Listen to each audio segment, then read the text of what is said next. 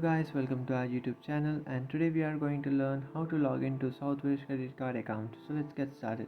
So if you want to log into your Southwest credit card account, what you can do is just open up a browser, and after opening up a browser, in search bar you can search for login to Southwest credit card.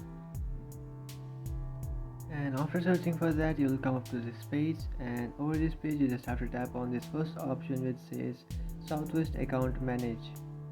After tapping on that option, now you can enter your username and password. So just simply enter your username and password, and after entering your username and password, just tap on sign in, and if your username and password is correct, you will successfully sign into your account.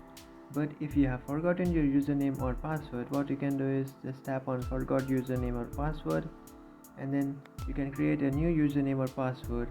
And after creating a new username or password, just come back to your login page and just enter that new username or password that you have created, and then tap on sign in. And after tapping on sign in, you will successfully sign into your account.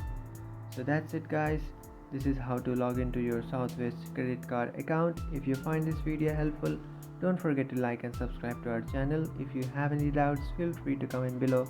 Thanks for watching.